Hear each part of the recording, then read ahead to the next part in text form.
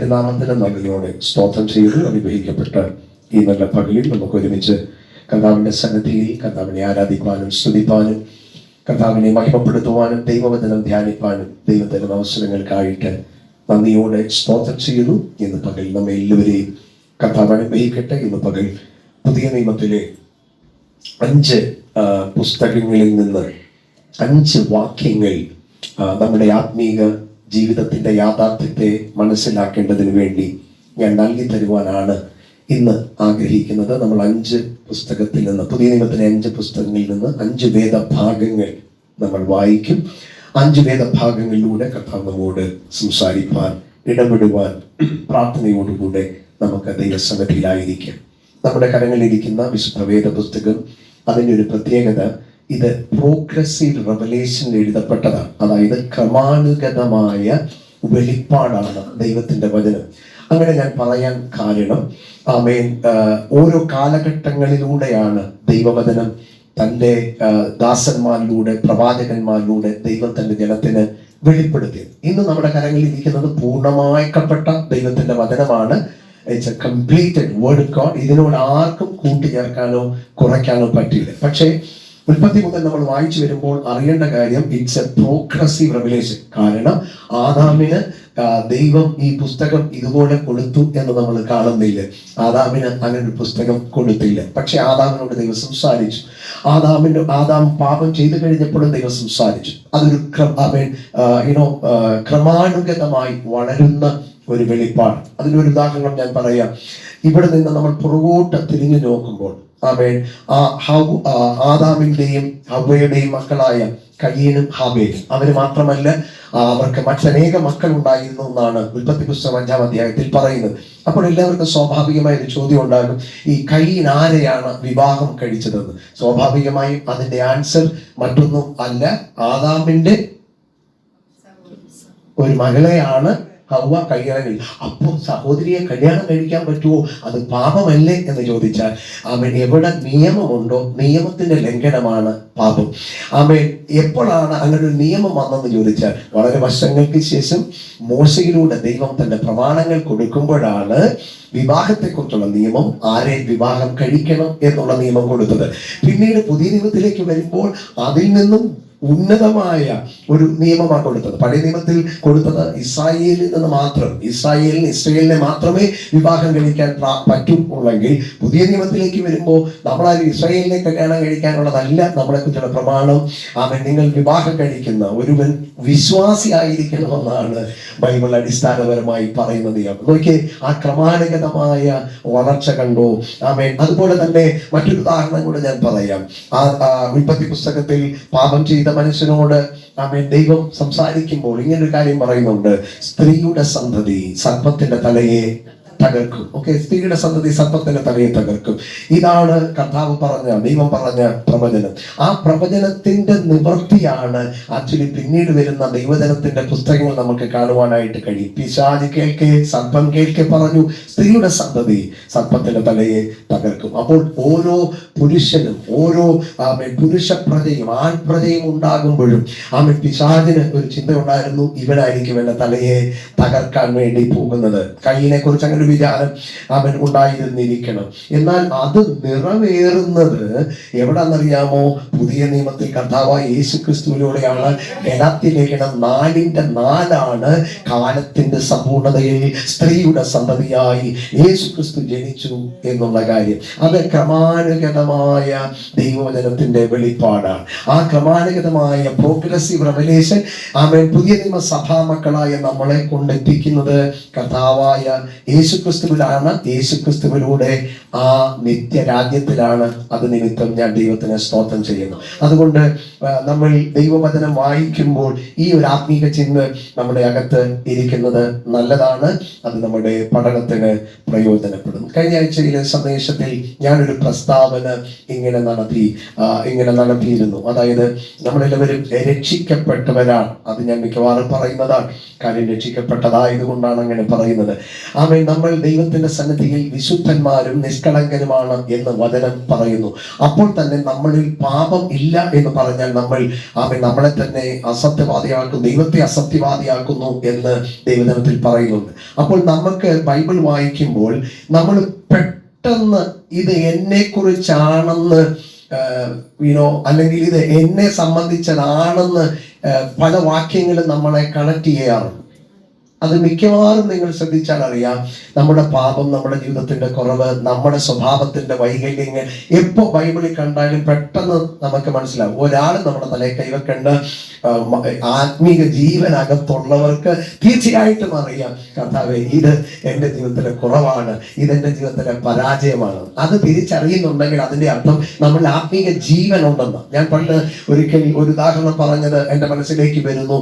ഈ കുഷ്ഠരോഗികളെ കണ്ടിട്ടുണ്ട്. കുഷ്ഠരോഗികളുടെ ഏറ്റവും വലിയ പ്രത്യേകത അവരുടെ മൂക്ക് പോയെന്നോ അവരുടെ വിരല് പോയെന്നോ അങ്ങനെയാണ് അവരെ കാണുന്നത്. ശരീരത്തിന്റെ അവയവങ്ങൾ അറ്റുപോകുന്ന ഒരു ഇതാണ്. ഞാൻ ലിറ്ററലി കഴിഞ്ഞ മാസം ഒരു കുഷ്ഠരോഗിയെ കണ്ടു. അവർ പ്രാർത്ഥനയ്ക്കായിട്ട് എൻ്റെ അടുക്കൽ വന്നു. ഞാൻ സത്യത്തിൽ ഒറ്റ പ്രാവശ്യം നോക്കിയുള്ളൂ. ഇങ്ങനെ വഴിയെ നടക്കുന്ന ഇവിടെ ഇരിക്കുന്നവരെല്ലാം ഞാൻ കുറച്ചുകൂടെ അവരുടെ ബോഡിയൊക്കെ കെട്ടി തുണിയൊക്കെ ചുറ്റിയാണ്. പക്ഷെ ഞാൻ കണ്ടത് വിശാഖപട്ടണത്താണ്, ഒരു ഗ്രാമത്തിലാണ്. പ്രാർത്ഥിക്കാൻ വേണ്ടി വന്ന് നിന്ന അദ്ദേഹത്തെ കണ്ട സത്യത്തിൽ ഞാൻ പെട്ടെന്ന് ഞാൻ ഷോക്കായിപ്പോയി. അതുപോലത്തെ ഒരു സാഹചര്യത്തിൽ വന്ന ഒരു മനുഷ്യൻ പുതുതായിട്ട് അവിടെ മീറ്റിങ്ങിന് വന്ന നടത്തിയ ഒരു മീറ്റിങ്ങിൽ ആദ്യമായിട്ട് അവരൊരു ക്രിസ്ത്യൻ മീറ്റിങ്ങിൽ അദ്ദേഹത്തിൻ്റെ ഭാര്യയും കൂടെ വന്നു നിന്നത് ഞാൻ ഓർക്കുന്നു. മറ്റൊരു കാര്യം പറയാനാണ് ഞാൻ വന്നത്.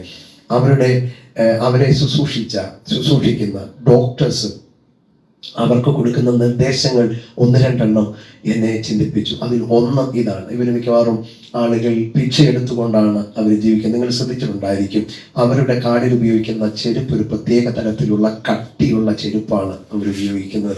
പ്രത്യേകമായിട്ട് ഉണ്ടാക്കിയ ചെരുപ്പ്. കാര്യം അവരുടെ കാലിൻ്റെ രൂപം മാറും, അവരുടെ ഷേപ്പ്, കാലിൻ്റെ പാദത്തിൻ്റെ ഷേപ്പ് മാറുന്നതുകൊണ്ട് അവർ സാധാരണ നമുക്ക് കടയിൽ പോയി കിട്ടുന്ന ചെരുപ്പല്ല ഉപയോഗിക്കുന്ന, പ്രത്യേകമായ ചെരുപ്പ് ഉണ്ടാക്കി ഉപയോഗിക്കുന്നത്. അവർ ടയറിൻ്റെ ഒക്കെ ഇതുകൊണ്ടാണ് അവർ ഉണ്ടാക്കുന്നത്. ഇത് ഉപയോഗിക്കുക മാത്രമല്ല, അവരുടെ കാല് പ്രൊട്ടക്റ്റ് ചെയ്യേണ്ടതിന് വേണ്ടിയാണ്. ഡോക്ടേഴ്സ് അവരോട് പറയും, നിങ്ങൾ രാത്രി കിടക്കുന്നതിന് മുമ്പ് അല്ലെങ്കിൽ നിങ്ങൾ യാത്ര ചെയ്ത് വന്നു കഴിഞ്ഞ് നിങ്ങളുടെ കാല് ശ്രദ്ധിക്കണം. എന്താണെന്നറിയാമോ? ഇവരുടെ ശരീരത്തിൻ്റെ പ്രത്യേകത, ഇവരുടെ കാല് മുള്ളുകൊണ്ടാലോ കാല് തട്ടിയാലോ അവൻ ബ്ലീഡ് ചെയ്യും, പക്ഷെ ഒരിക്കലും അവർ വേദന അറിയില്ല. രണ്ടാമത് ഡോക്ടർ കൊടുക്കുന്ന നിർദ്ദേശം ഇതാണ്: നിങ്ങൾ ചൂട് പാത്രങ്ങൾ അടുക്കളയിൽ നിങ്ങൾ അല്ലെങ്കിൽ അടുപ്പത്ത് കുക്ക് ചെയ്യുമ്പോൾ നിങ്ങൾ പാത്രങ്ങളെ സ്പർശിക്കാതെ ശ്രദ്ധിക്കണം. കാരണം നമ്മൾ ഇവിടെ ഇരിക്കുന്ന ആരും ചൂടുപാത്രത്തെ പിടിച്ചാൽ കൈ പൊള്ളുമ്പോൾ കൈ വലിക്കാൻ ആരോടും പറയേണ്ട കാര്യമില്ല. ആരോടും അത് പറയണോ കൈ പൊള്ളുന്നു? ഇല്ല, നമ്മൾ തന്നെ പെട്ടെന്ന് പ്രതികരിക്കും. കാര്യം ഇവര് കൈ ചൂടുപാത്രത്തിൽ പിടിച്ച് ഇങ്ങോട്ടെടുത്ത് വെച്ചാൽ പോലും കൈ പൊള്ളും, പക്ഷേ കൈ പൊള്ളിയതായിട്ട് ഇവർ അറിയുന്നില്ല എന്നുള്ളതാണ്. അവരുടെ സെൻസിറ്റിവിറ്റി, അവരുടെ സ്പർശനക്ഷമത ഇല്ലാതായി പോയെന്നുള്ളതാണ് ആ രോഗത്തിന്റെ മറ്റൊരു കാഠിന്യം എന്നുള്ളത്. അപ്പോൾ അത് നല്ല കാര്യമല്ലേ? കാല് തട്ടിയാൽ വേദന അറിയുന്നില്ലല്ലോ, നല്ലതല്ലേ? രക്തം പോയാലും വേദന അറിയുന്നില്ല, ചൂടുപാത്രത്തെ പിടിച്ചാലും എൻ്റെ കൈ പൊള്ളുന്നില്ലല്ലോ എന്ന് പറഞ്ഞ് അവരൊരിക്കലും സന്തോഷിക്കത്തില്ല.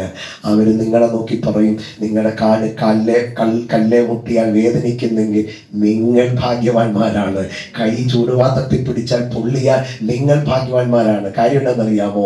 ഞങ്ങൾക്കില്ലാത്ത സെൻസിറ്റിവിറ്റി, പ്രവർത്തനക്ഷമത നിങ്ങൾക്കുണ്ടല്ലോ. അത് ജീവന്റെ ലക്ഷണമാണെന്ന് പറയും. ഇവിടെ ഇരിക്കുന്ന എല്ലാവരും അറിയുക, ആത്മീക ജീവന്റെ പ്രത്യക്ഷ ലക്ഷണങ്ങളിൽ ഒന്ന്, ആമേൻ, സ്തോത്രം, ദൈവത്തിന്റെ മുമ്പാകെ, ദൈവജനത്തിന്റെ മുമ്പാകെ നമുക്ക് തോന്നുന്ന വേദനയാണ്. ദൈവസന്നിധി നമുക്ക് തോന്നുന്ന വേദനയാണ്. അത് ജീവന്റെ ലക്ഷണമാണ്.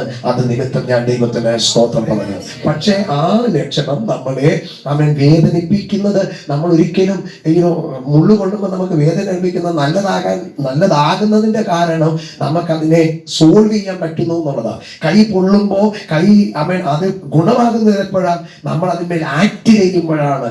അതുകൊണ്ട് എപ്പോഴും ഓർക്കണം, നമ്മുടെ മനസാക്ഷി ദൈവം അല്ലെങ്കിൽ ദൈവസന്നിധി കുറ്റപ്പെടുത്തുമ്പോൾ ഒരിക്കലും അത് ഡിസ്ട്രക്ഷനിലേക്ക് കെടുതിയിലേക്ക് പോകല്ലേ, നാശത്തിലേക്ക് പോകല്ലേ, അത് കൺസ്ട്രക്ഷനിലേക്ക് പോകണം. അത് നമ്മെ വളർത്തുന്നതായിരിക്കണം, തിരിച്ചു കൊണ്ടുവന്നതായിരിക്കണം, ഉറപ്പുള്ളതായിരിക്കണം. അത് നിമിത്തം ഞാൻ ദൈവത്തിന് സ്തോത്രം. നമ്മളൊക്കെ പലപ്പോഴും വിശ്വാസത്തിന്റെ വിഷയത്തിൽ ഈ തോമാസിനോട്, ബൈബിളിലെ യേശുവിന്റെ ശിഷ്യനായ തോമസിനോട് ചില സമയങ്ങളിലെങ്കിലും നമ്മൾ കടപ്പെട്ടവരാകാൻ സാധ്യതയുണ്ട്. എന്തെന്നറിയാമോ?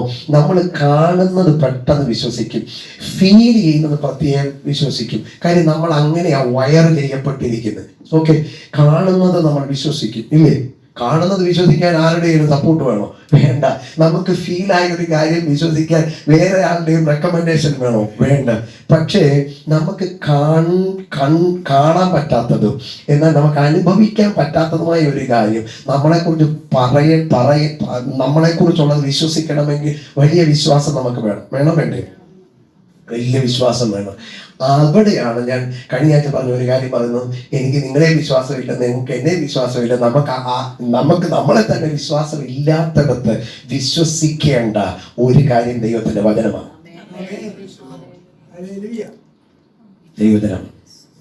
ദൈവജനമാണ്.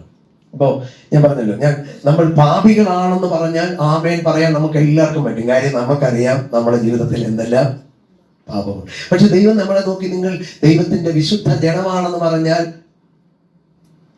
നമ്മളെ നോക്കിയാണോ ആമേൻ പറയുന്നത്, അതോ ദൈവം പറഞ്ഞുകൊണ്ടാണ് ആമേൻ പറയുന്നത്? ദൈവം പറഞ്ഞുകൊണ്ട് ആമേൻ പറയുന്നത്. ഓക്കെ, ദൈവം പറഞ്ഞുകൊണ്ട് ആമേൻ. അങ്ങനെയാണെങ്കിൽ ഇന്ന് പകൽ ഈ പ്രോഗ്രസീവ് റെവലേഷനിൽ ക്രമാനുഗതമായി വളരപ്പെട്ട ദൈവവചന വെളിപ്പാടിന്റെ പുതിയ നിയമത്തിലെ 5 വാക്യങ്ങൾ ഞാൻ പറയാൻ വേണ്ടി പോവുകയാണ്. ഈ വാക്യങ്ങൾ വായിക്കുമ്പോൾ ഇത് ദൈവവചനം ആകൊണ്ട്, ഇത് ദൈവവചനത്തിന്റെ സത്യം ആകൊണ്ട് ഇന്ന് പകലിൽ ഇത് നമ്മുടെ ആത്മീയ ജീവിതത്തെ ഉണർത്തുവാൻ, വിശുദ്ധിയിൽ വളരുവാൻ, നിർമ്മലതയിൽ വളരുവാൻ, കർത്താവുള്ള ബന്ധത്തിൽ വളരുവാൻ പരിശുദ്ധാത്മാവ് നമുക്ക് ഏവർക്കും കൃപ നൽകട്ടെ എന്നുള്ള ആമുഖത്തോടുകൂടെ ഒന്നാമത്തെ വാക്യം ഞാൻ നിങ്ങളുടെ മുമ്പാകെ വെക്കുന്നു.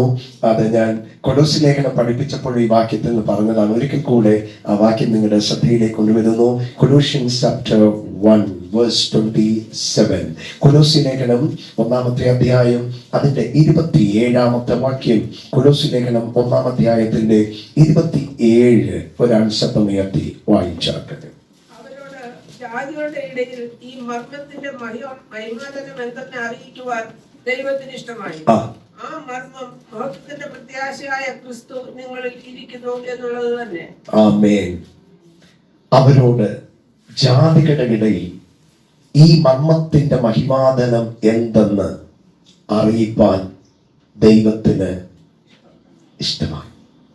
അവരോട് ജാതികളുടെ ഇടയിൽ ഈ മർമ്മത്തിന്റെ മഹിമാതനം എന്തെന്ന് അറിയിപ്പാൻ ദൈവത്തിന് ഇഷ്ടമായി. ആ മർമ്മം മഹത്വത്തിന്റെ പ്രത്യാശയായ ക്രിസ്തു നിങ്ങളിൽ ഇരിക്കുന്നു എന്നുള്ളത് തന്നെ. To them God desired to make known the riches of the glory of this mystery among the Gentiles. ആ mystery എന്നറിയാമോ? Which is Christ in you, the hope of glory. ഞാൻ ഈ ക്രമാനുഗതമായ പ്രോഗ്രസീവ് റെവലേഷൻ എന്ന് പറയാൻ കാരണം, നിങ്ങൾ പഴയ നിയമത്തിലെ ഏത് പുസ്തകങ്ങൾ വായിച്ചു നോക്കിക്കോ, അവിടെയെല്ലാം ദൈവം പറയുന്ന ഒരു കാര്യമുണ്ട്, അല്ലെങ്കിൽ ദൈവജനത്തിൽ പറയുന്ന ഒരു കാര്യമുണ്ട്. ഞാൻ നിങ്ങളോട് കൂടെയുണ്ട്. I am with you. സംഗീതക്കാരൻ പറയുന്നുണ്ട്, ഞാൻ എപ്പോഴും യഹോവയെ എൻ്റെ മുമ്പിൽ വെച്ചിരിക്കുന്നു. അതേ സംഗീതക്കാരൻ പറയുന്നുണ്ട്, അവന്റെ വലതു ഭാഗത്തോടുകൂടി ഞാൻ കുലുങ്ങി പോകുകയില്ല. ദൈവം പറയുന്നുണ്ട്, ഞാൻ നിങ്ങൾക്ക് മുമ്പടയായിരിക്കും, ഞാൻ നിങ്ങൾക്ക് പിൻപടയായിരിക്കും. I will be an army in front of you and in back of you. ഞാൻ നിങ്ങൾക്ക് മുൻപേ ഇരിക്കും, പിൻപേ ഇരിക്കും. ഞാൻ നിങ്ങളുടെ കൂടെ ഇരിക്കും, ഞാൻ നിങ്ങളെ വഴി നടത്തും. രാത്രി നിങ്ങൾക്ക് ഞാൻ അഗ്നിസ്തംഭമായിരിക്കും, പകൽ ഞാൻ നിങ്ങൾക്ക് മേഘസ്തംഭമായിരിക്കും. നിങ്ങൾ എല്ലാവരും വായിച്ചു നോക്കിക്കോ, ഇതുപോലത്തെ 100 കണക്കിന് ദൈവവചനത്തിന്റെ വചനങ്ങൾ നമുക്ക് കാണുവാനായിട്ട് കഴിയും. പക്ഷേ ഇവിടെ പറയുന്നത് മുമ്പിലിരിക്കുമെന്നല്ല, ഇവിടെ പറയുന്നത് പുറകിലിരിക്കുമെന്നല്ല, ഇവിടെ പറയുന്നത് മുകളിലിരിക്കുമെന്നല്ല, ഇവിടെ പറയുന്നത് കൂടെ ഇരിക്കുമെന്നല്ല. ഇവിടെ പറഞ്ഞിരിക്കുന്നത് എന്നാന്നറിയാമോ? ഇവിടെ പറഞ്ഞിരിക്കുന്നത് നിങ്ങളിലിരിക്കുന്നത്. Christ the hope of glory is in you. നിങ്ങൾ പറ, ദൈവം കൂടെ ഉണ്ടെന്ന് പറഞ്ഞാൽ നമ്മൾ വിശ്വസിക്കത്തില്ലേ? വിശ്വസിക്കും. നമ്മൾ പലപ്പോഴും അങ്ങോട്ടും ഇങ്ങോട്ടും പറഞ്ഞ് ബലപ്പെടുന്നത് ദൈവം കൂടെ ഇരിക്കും ബ്രദറെ, ദൈവം കൂടെ ഇരിക്കും മോളെന്ന, ദൈവം കൂടെ ഇരിക്കുന്നുണ്ടെന്ന്. ഓക്കെ, തീർച്ചയായിട്ടും അങ്ങനെയാണ്. കർത്താവ് മറ്റൊരു സ്ഥലത്തിൽ യേശു കർത്താവ് പറഞ്ഞൊരു കാര്യമുണ്ട്. ആമേൻ. ലോകമെങ്ങും പോയി സകല സൃഷ്ടിയോട് സുവിശേഷം അറിയിപ്പീൻ, വിശ്വസിക്കുന്നവരെ പിതാവിന്റെ പുത്രന്റെ പരിശുദ്ധാത്മാവിന്റെ നാമത്തിൽ സ്നാനം കഴിപ്പിപ്പീൻ, ഞാൻ നിങ്ങളോട് കൽപ്പിച്ചതൊക്കെയും പ്രമാണിപ്പാൻ തക്കവണ്ണം ഉപദേശിച്ചുകൊണ്ട് ശിഷ്യരാക്കുവിൻ, ഞാനോ ലോകാവസാനത്തോളം എല്ലാ നാളും നിങ്ങളുടെ കൂടെയുണ്ട്. റൈറ്റ്, അത് ദൈവത്തിന്റെ വചനമാണ്, ഒരു ഡൗട്ടും വേണ്ട. പക്ഷെ ഇന്ന് പകലിൽ ഈ വചനം അവൻ ഇങ്ങനെയാണ് പറയുന്നത്, മഹത്വത്തിന്റെ പ്രത്യാശയായ ക്രിസ്തു നിങ്ങളിൽ ഇരിക്കുന്നു എന്നുള്ളത് തന്നെ. ഇതെന്തുവാണെന്നറിയാമോ? ഇത് ഒരു മർമ്മമാണ്. ഇത് ജാതികൾക്ക് മറഞ്ഞു കിടന്നതും, അല്ലെങ്കിൽ ഇത് പഴയ നിയമത്തിൽ മറഞ്ഞു കിടന്നതും പുതിയ നിയമത്തിൽ വെളിപ്പെട്ടതും വിശ്വാസത്താൽ മാത്രം നമ്മൾ അറിയുന്നതുമായ ഒരു കാര്യമാണ് മഹത്വത്തിന്റെ പ്രത്യാശയായ ക്രിസ്തു ഇരിക്കുന്നു. ഈ വചനം സത്യമല്ലേ? ഈ വചനം 100% സത്യം.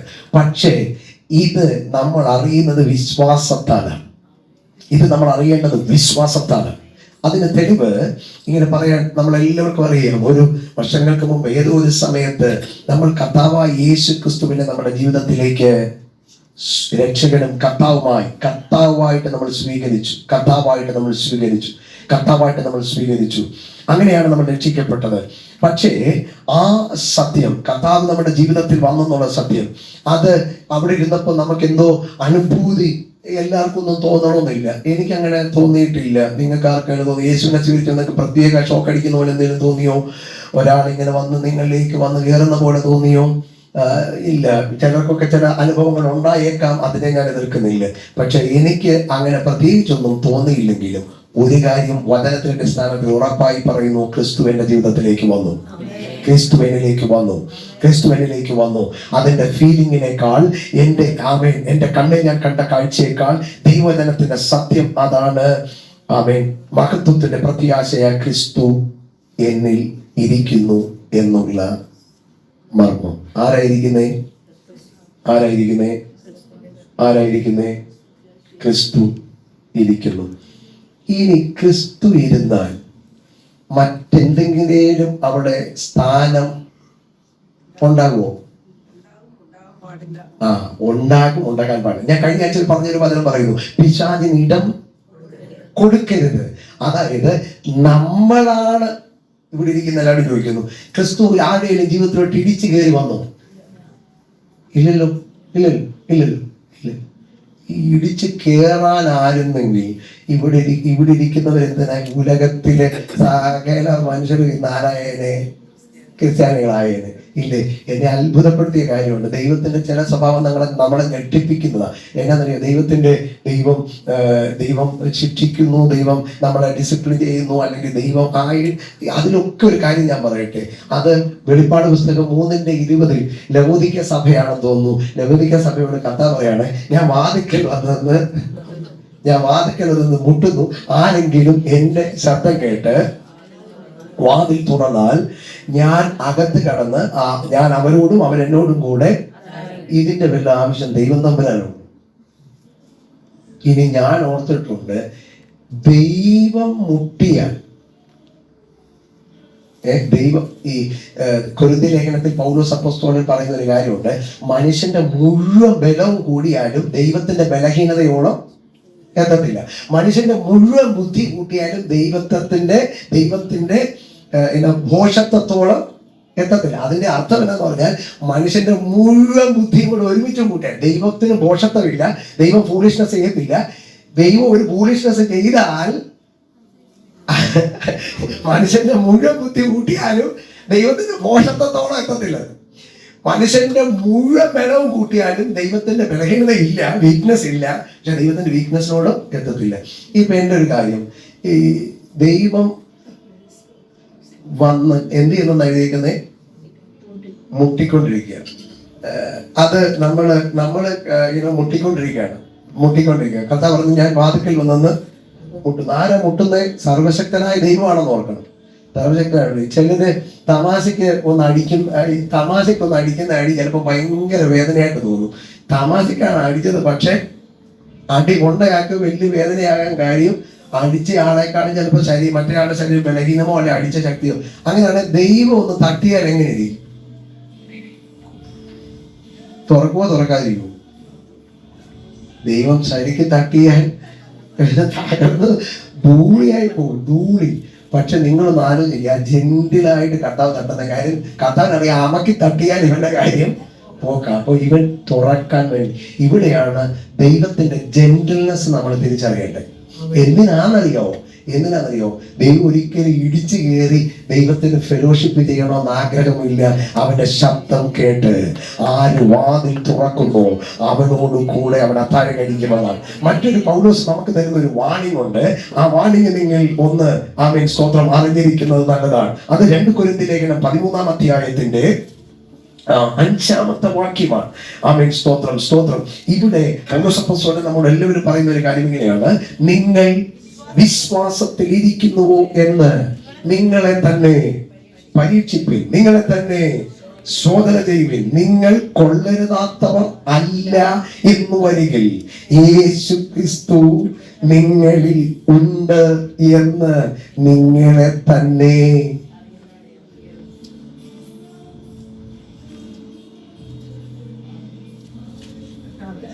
പൗലോസ് അപ്പോസ്തലൻ പറയുന്നത് നിങ്ങൾ കൊള്ളരുതാത്തവർ അല്ല എന്ന് വരികിൽ നിങ്ങളിൽ ആരുണ്ടെന്ന? യേശു ക്രിസ്തു നിങ്ങളിലുണ്ട് എന്ന് നിങ്ങളെ തന്നെ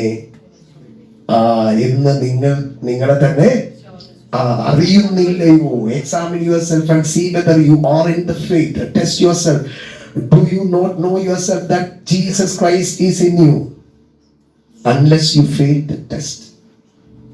ഇന്ന് പകൽ പുതിയ നിയമത്തിന്റെ വളരെ ശക്തമായ ഒരു സന്ദേശം ഞാൻ പറയുന്നു. അത് നമ്മുടെ ഫീലിംഗിനേക്കാൾ, നമ്മൾ കാണുന്ന കാഴ്ചയേക്കാൾ വലുതാണ്. അത് മഹത്വത്തിന്റെ പ്രത്യാശയായ ക്രിസ്തു നിങ്ങളിൽ ഇരിക്കുന്നു. Christ is in you, the hope of glory. ഇവിടെ ഇരിക്കുന്ന എല്ലാ രക്ഷിക്കപ്പെട്ട ദൈവമക്കളും ഈ സത്യത്തെ വചനത്തിന്റെ അടിസ്ഥാനത്തിൽ ഒന്ന് ഹൃദയത്തിൽ ഒന്ന് ഏറ്റു പറഞ്ഞാട്ടെ. യെസ് ലോർഡ്, മഹത്വത്തിന്റെ പ്രത്യാശയായ ക്രിസ്തു എന്നിൽ, മഹത്വത്തിന്റെ പ്രത്യാശയായ ക്രിസ്തു എന്നിൽ, മഹത്വത്തിന്റെ പ്രത്യാശയായ ക്രിസ്തു എന്നിൽ ഇരിക്കുന്നു. എന്നോട് കൂടെ ഉണ്ട്, എന്റെ മുകളിൽ പൊൻപട എല്ലാം ഉണ്ട്. പക്ഷെ ഇത് അതിലൊക്കെ ഉയർന്ന ഒരു വെളിപ്പാടാണ്, ഉയർന്ന ദൈവജനത്തിന്റെ സത്യമാണ്. മഹത്വത്തിന്റെ ഇൻഡ്വെല്ലിംഗ് പ്രസൻസ് ഓഫ് ഗോഡ്, ദൈവ സാന്നിധ്യം.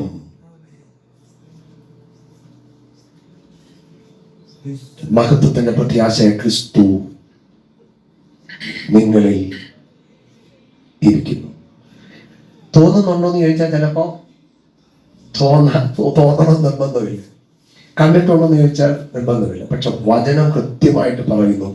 പഴയ നിയമത്തിൽ മറഞ്ഞു കിടന്നത് പുതിയ നിയമത്തിൽ വെളിപ്പെടുത്തമായ സത്യം ഇതാണ്: മഹത്വത്തിന്റെ പ്രത്യാശയായ ക്രിസ്തു നിങ്ങളിൽ ഇരിക്കുന്നു. നിങ്ങൾ ഇടയ്ക്കിടയ്ക്ക് ശോധന ചെയ്യണം, വിശ്വാസത്തിൽ ഇരിക്കുന്നു. കാര്യം വിശ്വാസത്താലാണ് ക്രിസ്തു നമ്മളുണ്ടെന്ന് അറിയുന്നത്. അതുകൊണ്ട് ഞാൻ ആവർത്തിച്ച് പറയുന്നത്, വിശ്വാസം നഷ്ടപ്പെട്ടു പോകെന്ന് പറയാൻ കാര്യം ക്രിസ്തു നമ്മളിൽ വിശ്വാസത്താലാണ് ജീവിക്കുന്നത്, ക്രിസ്തു നമ്മളിൽ വിശ്വാസത്താലാണ് നിരസിക്കുന്നത്. ഇന്ന് പകലിൽ ആ ക്രിസ്തുവിന്റെ സാന്നിധ്യം അകത്ത് വഹിക്കുന്ന ദൈവമക്കൾക്കായിട്ട് ഞാൻ ദൈവത്തിന് സ്തോത്രം പറയുന്നു.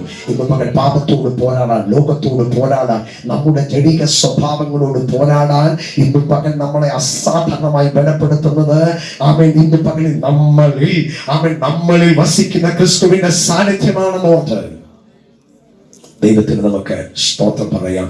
മഹത്വത്തിന്റെ പ്രത്യാശയായ ക്രിസ്തു നിങ്ങളിൽ ഇരിക്കുന്നുണ്ടോ? ഇരിക്കുന്നു.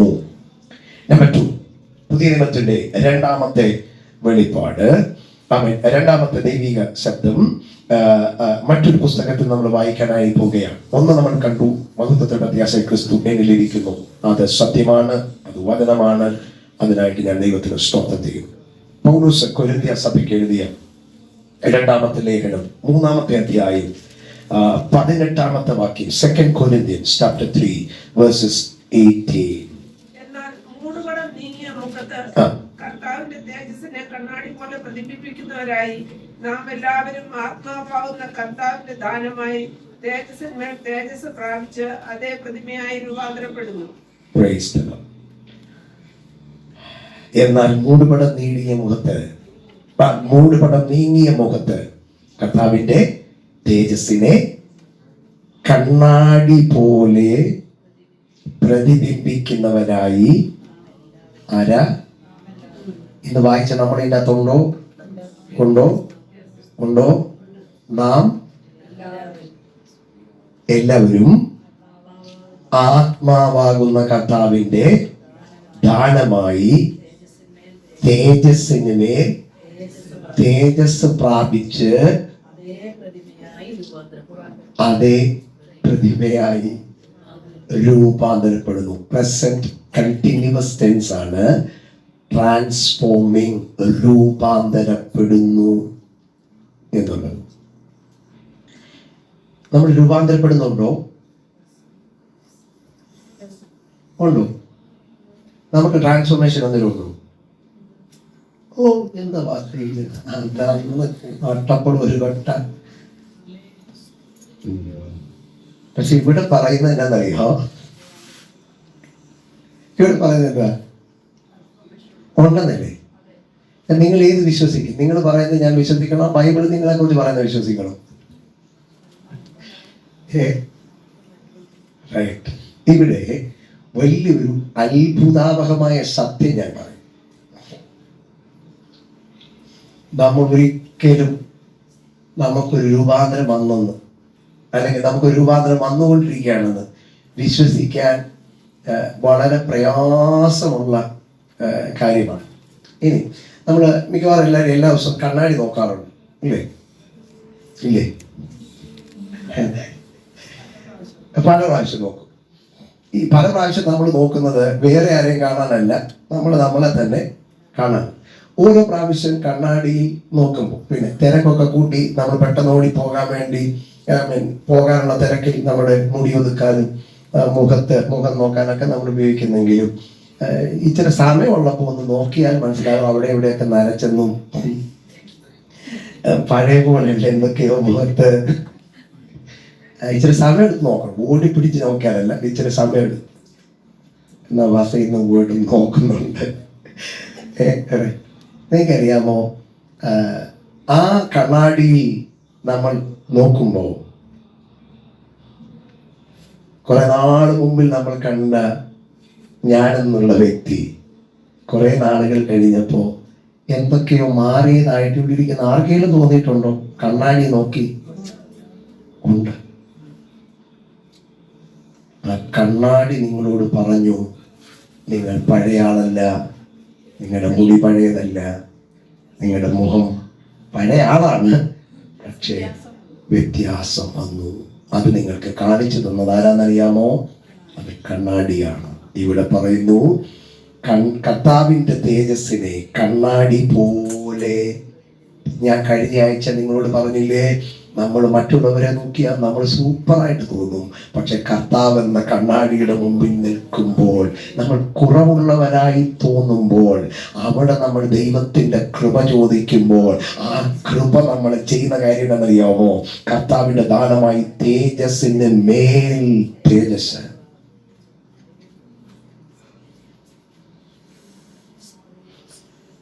തേജസ്സിന് മേൽ തേജസ് പ്രാപിച്ച് നമ്മൾ എന്ത് ചെയ്യുന്നതാ? അതേ പ്രതിമയായി. ഇന്ന് എനിക്കറിയാം ഇത് വിശ്വസിക്കാൻ ഇച്ചിരി പ്രയാസമുള്ള കാര്യമാണ്. കാര്യം ദൈവത്തിനൊക്കെ ആണെങ്കിൽ ഞാൻ പറയുന്നു, വചനം പറയുന്നു, നമ്മൾ ആത്മീകമായി എന്ത് ചെയ്യുവാണ്? രൂപാന്തരപ്പെടുകയാണ്. ഇനി പൗലോസ് ഇങ്ങനത്തെ ചില കാര്യങ്ങൾ പറഞ്ഞിട്ടുണ്ട്. നമുക്ക് സത്യത്തിൽ 1 കൊരിന്ത്യർ ലേഖനം 13:12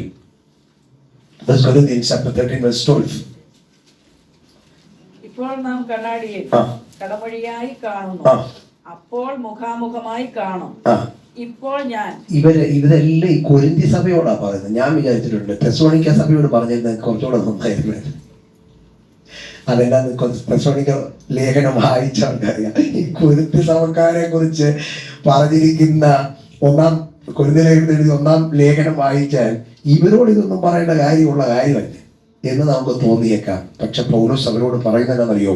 നാം ഇപ്പോൾ കണ്ണാടിയിൽ കടമുടിയായി കാണുന്നു, ഇപ്പോൾ ഞാൻ അംശമായി അറിയുന്നു, അപ്പോഴോ അറിയപ്പെട്ടതുപോലെ. അപ്പോ ഇപ്പൊ നമ്മൾ കാണുന്നത് ഭാഗികമായിട്ടാണ്, അറിയുന്നത് ഭാഗികമായിട്ടാണ്. അതായത് നമ്മൾ ഒരിക്കൽ യേശുവിനെ നേരിട്ട് കാണുമ്പോഴാണ് ഈ രൂപാന്തരത്തിന്റെ പൂർത്തീകരണം ഉണ്ടാകുന്നത്. ഞാൻ ഈ രൂപാന്തരം എന്നുള്ള പദത്തെക്കുറിച്ച് നിങ്ങൾക്ക് മനസ്സിലാകേണ്ടതിന് വേണ്ടി ഞാനൊരു കാര്യം പറയാമേ. അത് പുതിയ നിയമത്തിലെ പഴയ നിയമത്തിലെ 2 ഉദാഹരണങ്ങൾ ചൂണ്ടിക്കാണിച്ച് പറയാം. ഓക്കെ, ഒന്ന്, ഈ മോശ ഈ ബൈബിളിലെ പല കാര്യങ്ങളും ഞാൻ പറഞ്ഞില്ലേ, നമുക്ക് വായിക്കുമ്പോൾ അത്ഭുതമായിട്ട് തോന്നും. നമ്മളൊക്കെ ഫാസ്റ്റിങ് എടുക്കുന്നവരാണ്. ഫാസ്റ്റിങ് എടുത്താൽ വെള്ളം കുടിച്ചോ അല്ലെങ്കിൽ ഒരു നേരം കഴിച്ചോ, ഇനി കുറച്ച് കൂടുതൽ ദിവസം എടുത്താലും വെള്ളം കുടിച്ചുകൊണ്ടാണ് നമ്മൾ ഉപവസിക്കുന്നത്. പക്ഷെ വെള്ളം പോലും കുടിക്കാതെ ദൈവസന്നിധിയിൽ 40 ദിവസം ഇരുന്ന ഒരു മനുഷ്യന്റെ പേരാണ് മോശ. 40 ദിവസം ദൈവത്തിന്റെ സന്നിധിയിലിരുന്നു. 40 ദിവസം ദൈവത്തിന്റെ സന്നിധിയിലിരുന്ന മോശ ഇറങ്ങി വന്നപ്പോ നമ്മൾ ബൈബിൾ വായിക്കുന്ന ഒരു കാര്യമുണ്ട്. ആളുകൾക്ക് തന്റെ മുഖത്തെ നോക്കാൻ കഴിയാതെ വണ്ണം എന്ത് സംഭവിച്ചെന്ന തേജസ് കൊണ്ട് നിറഞ്ഞു. ഇനി ഞാൻ ചോദിക്കുന്ന നമുക്ക് എല്ലാവർക്കും അറിയാം, ആ തേജസ് അദ്ദേഹത്തിലേക്ക് എങ്ങനെയാ വന്നേ? തേജസ്സായ ദൈവത്തിന്റെ മുമ്പാകെ ഇരുന്നപ്പോ എന്ത് സംഭവിച്ചു? ആ ദൈവത്തിന്റെ തേജസ് അവനിലേക്ക് പകരപ്പെട്ടു. അതായത് ഈ ചാർക്കോള് കറുത്തതാണ് നമുക്കറിയാം, പക്ഷെ അത് ആ തീയിലേക്ക് ഇടുമ്പോൾ ആ തീയുടെ ശക്തി ഇതിനേക്കാൾ വലുതായിക്കൊണ്ട്, ഏതിനേക്കാൾ? എന്താ പറയുക, കോളിനേക്കാൾ, അതിന് മലയാളത്തിൽ എന്താ പറഞ്ഞ്, കൽക്കരി, അതിനേക്കാൾ പവർ ഉള്ളതാണ് തീ എന്നുള്ളത് കൊണ്ട് തീയുടെ ആ ശക്തി എന്ത് ചെയ്യുന്നറിയാമോ? ആ ഒരു ചാർക്കോളിനെ, ആ ഒരു കൽക്കരിയെ എന്തിനെ പോലാക്കി? തീക്കനല് പോലെയാക്കിയെങ്കിൽ ഇന്ന് പകലിൽ ഞാൻ ഉറപ്പായിട്ട് വിശ്വസിക്കുന്നു, നമ്മുടെ കഴിവിനേക്കാൾ ശക്തിയേക്കാൾ എത്രയോ ഇരട്ടി ഉന്നതമാണ് ദൈവത്തിന്റെ ശക്തിയും സാന്നിധ്യവും. എന്ത് സംഭവിച്ചതറിയാം? മോശയുടെ മുഖം പ്രകാശിക്കാനായിട്ട് തുടങ്ങി, ട്രാൻസ്ഫോം ആകാനായിട്ട് തുടങ്ങി. എന്താ സംഭവിച്ചേ? ആ ട്രാൻസ്ഫോർമേഷൻ അവിടെ നടന്നത് കർത്താവിന്റെ സാന്നിധ്യത്തിന്റെ ശക്തി മോശ അനുഭവിച്ചത് കൊണ്ടാണ്. പുതിയ നിയമത്തിലേക്ക് ഞാൻ വരാം. അതേ മോശ ഒരിക്കൽ മോശയും ഏലിയാവും ഒരു പർവ്വതത്തിൽ ഇറങ്ങി വന്നു. നമ്മൾ മറുരൂപമല എന്ന് വിളിക്കുന്ന മൗണ്ട് ഓഫ് ട്രാൻസ്ഫിഗറേഷൻ എന്ന് പറയുന്നിടത്ത് മോശയും ഏലിയാവും ഇറങ്ങി വന്നപ്പോ യേശു അവിടെ നിന്ന് എന്താ എഴുതിയിരിക്കുന്നത്? യേശുവിനെ കുറിച്ച് യേശു അവിടെ വെച്ച് രൂപാന്തരപ്പെട്ടു. ഒരു അലക്കുകാരനും അലക്കി വെളുപ്പിക്കാൻ കഴിയാത്തവണ്ണം അവന്റെ വസ്ത്രം വെണ്മയുള്ളതായി തീർന്നു. അവന്റെ ശരീരം വെണ്മയുള്ളതായി തീർന്നു. ഈ മഹത്വം കണ്ട, ഈ തേജസ് കണ്ട് പത്രോസ് പറഞ്ഞ കാര്യം നമുക്കറിയാം. കർത്താവേ, ഞങ്ങൾ ഇവിടെ 3 കുടിൽ ഉണ്ടാക്കാം, ഒന്ന് നിനക്കും, ഒന്ന് ഏലിയാവിനും, ഒന്നും മോശയ്ക്കും. പെട്ടെന്ന് ഒരു മേഘം വന്ന് അവരെ മൂടി എന്ന് എഴുതിയിട്ടുണ്ട്. ആരെയായിരിക്കും മൂടിയത്? അവരെ എന്ന് എഴുതിയിരിക്കുന്നത്.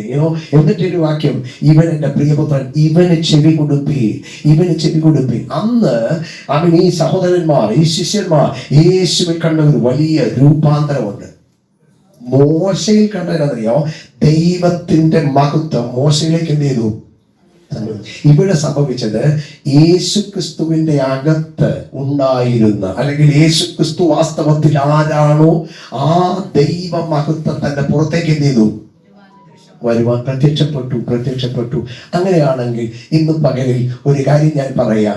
മഹത്വത്തിന്റെ പ്രത്യാശയായ ക്രിസ്തു നമ്മളിൽ ഇരിക്കുന്നു എന്നുള്ളത് സത്യമാണെങ്കിൽ അകത്തിരിക്കുന്ന ക്രിസ്തുവിന്റെ മഹത്വവും തേജസ്സും സ്വഭാവവും ആ കൃപയും നമ്മളിൽ വെളിപ്പെടുകയും.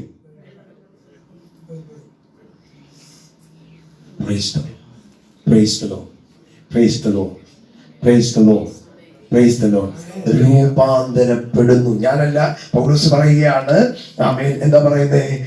കർത്താവിന്റെ ദാനമായി തേജസ്സിന് മേൽ തേജസ് പ്രാപിച്ച് അതേ പ്രതിമയെ, അതേ പ്രതിമയായി രൂപാന്തരപ്പെടുന്നു. ഞാൻ പറഞ്ഞ ഒരു ഉദാഹരണം ഒരിക്കൽ കൂടെ പറയുക.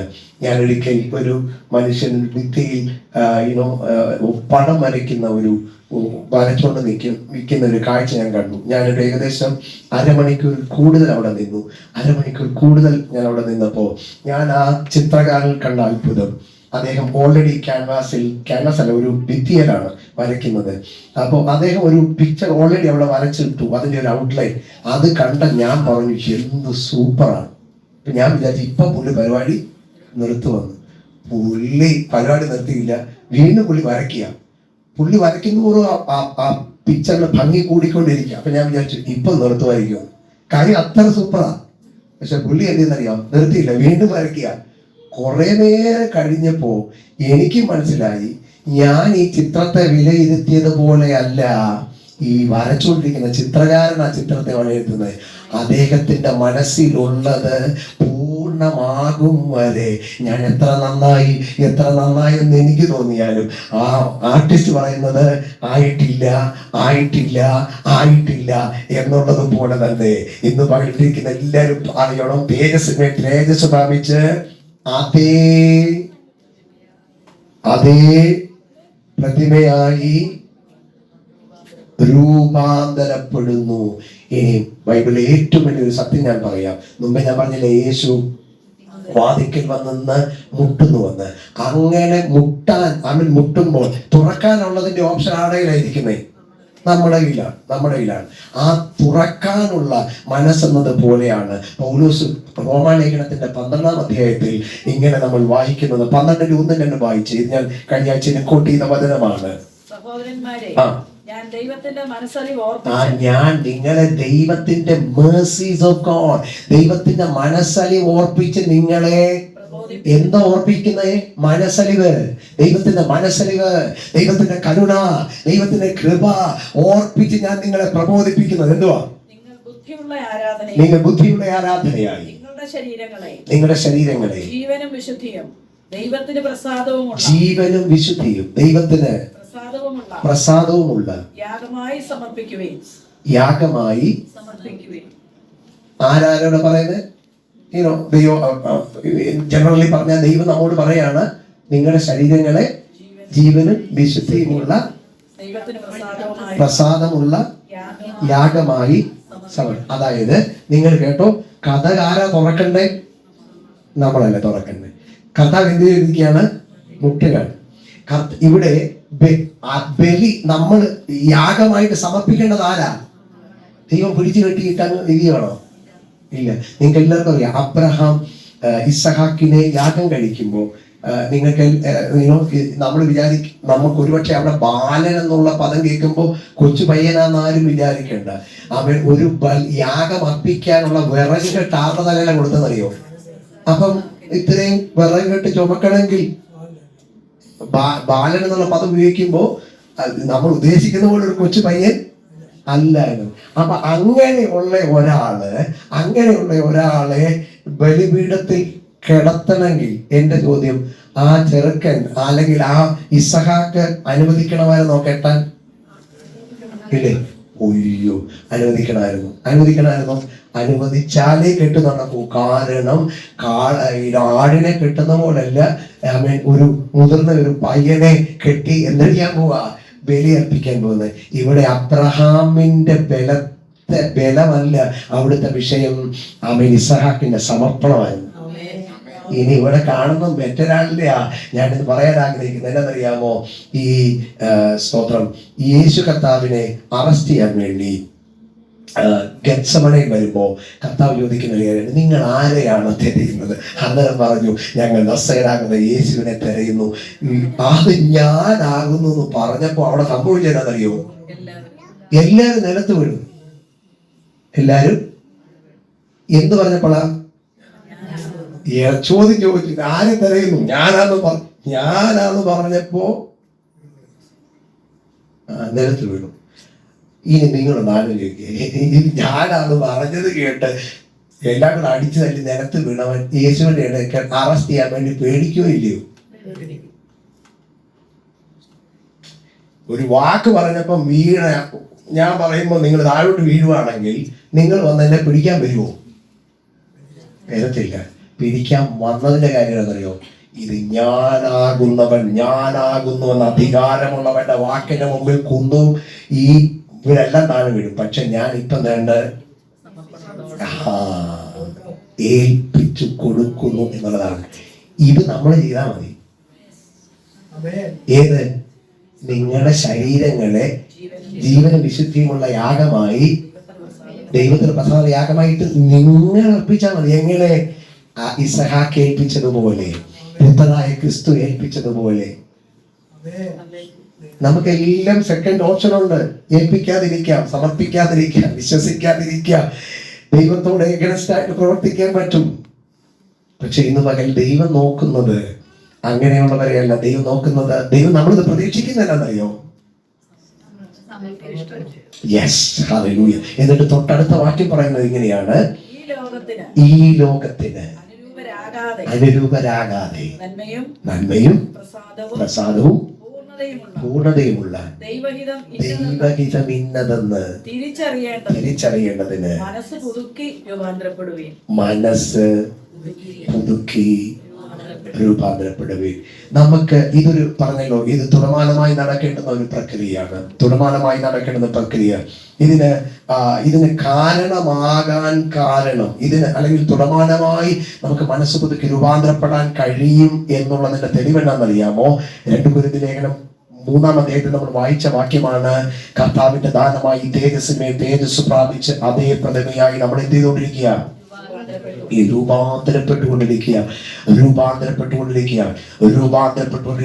ഇന്ന് പകൽ ഒരു കാര്യം ഞാൻ പറയാം: രൂപാന്തരപ്പെട്ടുകൊണ്ടിരിക്കുന്നേ ഉള്ളൂ. നമ്മൾ രൂപാന്തരപ്പെട്ട് കഴിഞ്ഞിട്ടില്ല. കഴിഞ്ഞോ? ഇല്ല. അത് എപ്പോഴാ കഴിയുന്നതെന്ന് അറിയാമോ? നാം എല്ലാവരും ആത്മാവാകുന്ന എങ്ങനെ കർത്താവിന്റെ തേജസ്സിനെ നമ്മൾ മുമ്പേ വായിച്ച പോലെ ഇപ്പോൾ നമ്മൾ അംശമായി അറിയുന്നു. ഇപ്പോൾ നമ്മൾ അംശമായി മാത്രം പ്രവചിക്കുന്നു. പക്ഷെ ഒരിക്കൽ നമ്മൾ പൂർണ്ണമായി 1 യോഹന്നാന്റെ ലേഖനത്തിലല്ലേ ഒരു വാക്യം, 3-ാം അധ്യായം, 1 യോഹന്നാൻ 3-ാം അധ്യായത്തിന്റെ 2-ാം വാക്യമാണെന്ന് തോന്നുന്നു. ഒന്ന് വായിച്ച് ഞാൻ ആ ഭാഗം വിടാം. 1 യോഹന്നാൻ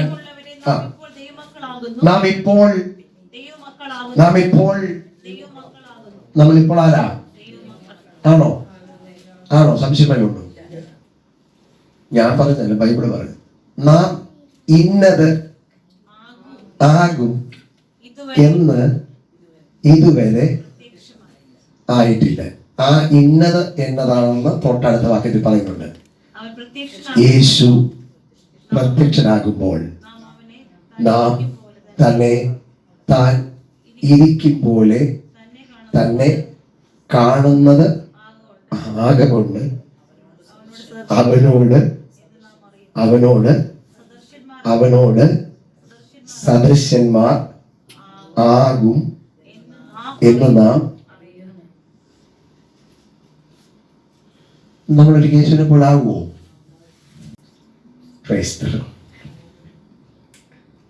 നമ്മൾ ഇന്ന് അറിഞ്ഞിട്ടില്ല നമ്മൾ എന്താകുമെന്ന്. പക്ഷേ നാം ഇന്നതാകുമെന്ന് ഇതുവരെ പ്രത്യക്ഷമായിട്ടില്ല. അവൻ പ്രത്യക്ഷനാകുമ്പോൾ നാം അവനെ താൻ ഇരിക്കും പോലെ കാണുന്നതാകൊണ്ട് അവനോട് സദൃശന്മാരാകുമെന്ന് നാം അറിയുന്നു. ഇന്ന് പകലിൽ ഒന്നാമത് മഹത്വത്തിന് പ്രത്യാശയായ ക്രിസ്തു നമ്മളിൽ ഇരിക്കുന്നു. 2, നമ്മൾ യേശു ക്രിസ്തുവിന്റെ തേജസ്സാകുന്ന അവൻ അനുഭവം പ്രാപിച്ച് നമ്മൾ എന്തെന്നാണ് എഴുതിയിരിക്കുന്നത്? തേജസ്സിനെ തേജസ് പ്രാപിച്ച് അതേ പ്രതിമയായി പല സമയത്തും നമ്മൾ സമർപ്പിക്കപ്പെടാനുള്ള, ഒരുക്കപ്പെടാനുള്ള നമ്മുടെ വൈഷമ്യങ്ങൾ നിമിത്തം പല സമയങ്ങളിലും ഇതിന് തടസ്സങ്ങൾ ഉണ്ടായിട്ടുണ്ടെന്ന് വാസ്തവം. അതിനെക്കുറിച്ച് ഒത്തിരി വാക്യങ്ങൾ ബൈബിളിൽ നമുക്കറിയാം. പക്ഷെ ഇതുപോലെ ഞാൻ ഈ പുതിയ നിയമത്തിന്റെ ഈ സന്ദേശം പറയാൻ കാര്യം, ഒന്ന് ക്രിസ്തു നമ്മളിൽ ഇരിക്കുന്നു എന്നുള്ള ചിന്ത, എന്ന വചനം.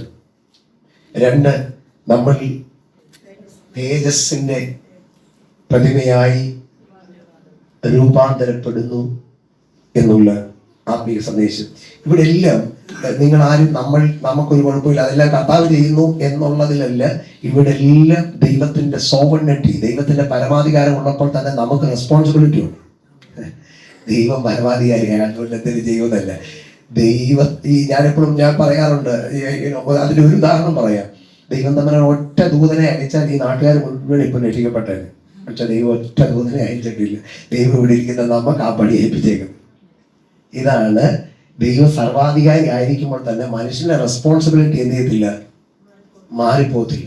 അപ്പം ഞാൻ ഇങ്ങനെ പറയുമ്പോൾ ആരും ദൈവം ചെയ്യാനുള്ള കാര്യങ്ങൾ ദൈവം ചെയ്തോളും എന്ന് വിചാരിക്കേണ്ട. കാര്യം എന്നെ അത്ഭുതപ്പെടുത്തിയ കാര്യം, യേശു ഒരിക്കലും സ്വന്തം ആവശ്യത്തിന് വേണ്ടി ഒരു അത്ഭുതം ചെയ്തിട്ടില്ല. പക്ഷെ ആ ആളുകളുടെ ആവശ്യത്തിന് വേണ്ടി യേശു അത്ഭുതം ചെയ്തിട്ടുണ്ട്. കാനാവിൽ വെള്ളം വീഞ്ഞാക്കിയത് യേശുവിന് ഇച്ചിരി വീഞ്ഞ് കുടിക്കാൻ ആഗ്രഹം തോന്നിയിട്ടില്ല, ആ വീട്ടുകാരെ അപമാനത്തിൽ രക്ഷിക്കാണ്. യേശു 5 അപ്പം കൊണ്ട് 5000 പേരെ 5 അപ്പവും 2 മീനും വർദ്ധിപ്പിച്ചത് യേശുവിന് ശിഷ്യന്മാർക്കും കഴിക്കാനല്ല, അവിടെ കൂടുന്ന ജനത്തിന് കഴിക്കാനാണ്, ഇല്ലേ? പക്ഷെ യേശുവിന് ഒരിക്കലും ഒരു ആവശ്യം വന്നു. എന്താണെന്നറിയാം? ഈ ടാക്സ് അടയ്ക്കേണ്ട ആവശ്യം വന്നു. ആ സമയത്ത് യേശു സ്വന്തമായിട്ടൊരു അത്ഭുതം ചെയ്യുന്നല്ല എഴുതിയിരിക്കുന്നത്. ആ സമയത്ത് കർത്താവ് പത്രോസോട് പറഞ്ഞു, പത്രോസ് നീ പോയി ചൂണ്ടയിടുക. അപ്പൊ ചൂണ്ടയിലൊരു മീൻ കിട്ടും. ആ മീനിന്റെ വായിൽ 2 ചലദ്രമപ്പണം ഉണ്ടാകും. അത് എനിക്ക് നിനക്ക് വേണ്ടി കൊണ്ടുപോയി. അപ്പൊ ബാക്കിയുള്ള ശിഷ്യന്മാർക്ക് എന്ത് ചെയ്യുന്ന എന്റെ ചിന്ത. പക്ഷെ ഇവിടെ ഒരു കാര്യം ഞാൻ പറയാം, എന്തോ പറഞ്ഞ് നീ പോയി ചൂണ്ടയിട. ഈ ചൂണ്ട അത് രസം കേൾക്കണം. ചൂണ്ടയിടുമ്പോൾ നിനക്കൊരു മീനെ കിട്ടും. ആ മീനിന്റെ വായിൽ എന്തുണ്ടാവും? അപ്പൊ യേശു എവിടെ നോക്കിയെന്ന് നോക്കി, യേശു കടലിൽ നോക്കി, കടലിൽ കിടക്കുന്ന മീനെ നോക്കി, മീനിന്റെ വായിൽ ഇരിക്കുന്ന. എന്നാൽ നിങ്ങൾ എല്ലാവരും ഓർത്തോണേ, ശ്രോത്രം, ഇവിടെയാണ് മാൻസ് റെസ്പോൺസിബിലിറ്റി നമ്മൾ അറിയേണ്ടത്. ദൈവമാണ് നമ്മളെ പുലർത്തുന്നതെന്ന് പറഞ്ഞുകൊണ്ട് കടന്നുറങ്ങിയാൽ നേരം പുലരത്തേ ഉള്ളൂ, വീട് പുലരത്തില്ല. റൈറ്റ്? സി, ഇവിടെ കണ്ട് നിങ്ങൾ ശ്രദ്ധിച്ചോ, യേശു പറയാണ് നീ മീൻ പിടിക്കാൻ പോകാൻ, മീൻ ചൂണ്ട ഇടാൻ പോകാൻ. അടുത്തത് ഈ പത്രോസ് മറ്റൊരു സമയത്ത് പറഞ്ഞു, കർത്താവേ രാത്രി മുഴുവൻ അധ്വാനിച്ചിട്ട് ഞങ്ങൾക്ക് ഒന്നും കിട്ടിയില്ല. അപ്പോ ഞാനിപ്പോഴും ആ ഭാഗം വായിക്കുമ്പോൾ കർത്താവ് ഇത്ര സർവശക്തനല്ലേ, മീനെല്ലാം കൂടെ ചാടി പടകിൽ കയറാൻ പറഞ്ഞിരുന്ന കയറുമായിരുന്നോ? കയറും. അതല്ലേ അത്ഭുതം? വലയിട്ട് മീൻ പിടിക്കുന്ന അത്ഭുതമാണോ? വലയിട്ടല്ലേ മീൻ പിടിക്കുന്നത്, വലയിട്ടാ മീൻ പിടിക്കുന്നത്. പക്ഷേ യേശു ചെയ്തത് മീനെ എല്ലാം കൂടെ ചാടിച്ച് വലയിലോട്ട് കയറ്റുകാരുന്നില്ല. കർത്താവ് പത്രോസോട് പറഞ്ഞു, ദൈവത്തിന്റെ സർവശക്തിത്വം ഒരിക്കലും മനുഷ്യന്റെ ഉത്തരവാദിത്തത്തിൽ നിന്ന് ഒഴിച്ചോടാനുള്ള ലൈസൻസ് അല്ല. ഒന്നിനെ കുറിച്ച് വിചാരപ്പെടരുത്. അതുകൊണ്ട് എന്താ പറയുക, എല്ലാത്തിനും പ്രാർത്ഥന അപേക്ഷയാണ് നിങ്ങളുടെ ആവശ്യങ്ങൾ സ്തോത്രത്തോടുകൂടി അറിയിക്കുക എത്ര വേണ്ടുന്നത്. ഫിലിപ്പിയ ലേഖനം 4 അധ്യായം വായിച്ചിട്ട് ഇനി എനിക്ക് ഒന്നിനെ കുറിച്ച് ഒരു വിചാരമില്ലെന്ന് പറഞ്ഞാൽ, ഇവിടെ ശ്രദ്ധിക്കേണ്ട കാര്യം, ഞാൻ ഇനി ആക്ച്വലി ഇന്ന് പറയാൻ വന്ന ഒരു സന്ദേശമുണ്ട്. അതെപ്പോഴും ദൈവവചനം ഏത് വാക്യം നിങ്ങൾ വായിച്ചാലും അതിനെ ബാലൻസ് ചെയ്യുന്ന ഒരു വാക്യം നമ്മൾ കണ്ടുപിടിക്കണം എന്നുള്ളതാണ്. ഇല്ലെങ്കിൽ നമ്മൾ എക്സ്ട്രീമിസത്തിലേക്ക് പോകും, അത് വലിയ അപകടമാകും. പലരും എക്സ്ട്രീം പറഞ്ഞ് പ്രയാസങ്ങൾ ഉണ്ടായിട്ടുണ്ട്. പക്ഷേ ആമേൻ, സ്തോത്രം. ഇന്ന് പകലിൽ ഞാൻ പറഞ്ഞ കാര്യം, ദൈവത്തിന്റെ പ്രതിമയാക്കി ക്രിസ്തുവിനെ പോലെ ദൈവം നമ്മളെ രൂപാന്തരപ്പെടുത്തുക എന്ന് പറയുമ്പോൾ ഇത് കർത്താവിന്റെ പണിയാ, എനിക്ക് ഒരു കാര്യം ചെയ്യാനില്ല എന്നാരും വിചാരിക്കേണ്ട. We have responsibility. എന്തുകൊണ്ടാണ് ദൈവം നമ്മൾ റെസ്പോൺസിബിലിറ്റി പ്രതീക്ഷിക്കുന്നതറിയോ? ദൈവം മനുഷ്യനെ സൃഷ്ടിച്ചപ്പോ ദൈവം തന്റെ സാദൃശ്യത്തിലും തന്റെ സ്വരൂപത്തിലും മനുഷ്യനെ സൃഷ്ടിച്ചത്. അതായത് റോബോട്ടായിട്ടല്ല ദൈവം സൃഷ്ടിച്ചത്. അതുകൊണ്ടാണ് നമ്മൾ ദൈവത്തിന് വേണ്ടി തീരുമാനമെടുക്കുമ്പോൾ, നമ്മൾ ദൈവത്തിന് വേണ്ടി നമ്മുടെ വില്ല് ചലിപ്പിക്കുമ്പോൾ ദൈവത്തിന് സന്തോഷം ഉണ്ടായ കാര്യമാണെന്നറിയോ?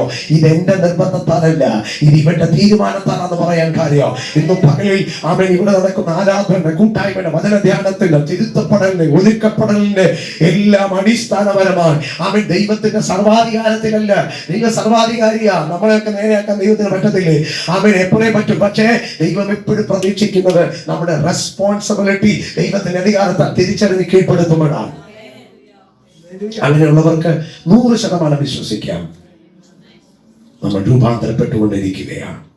ഒരിക്കൽ ആ കർത്താവിന്റെ പോലെ നമ്മൾ സദൃശന്മാരാകും എന്ന് അറിഞ്ഞ് കർത്താവിനെ മഹത്വപ്പെടുത്തുവാൻ ദൈവം നമുക്ക് കൃപ നൽകുമാറാകട്ടെ.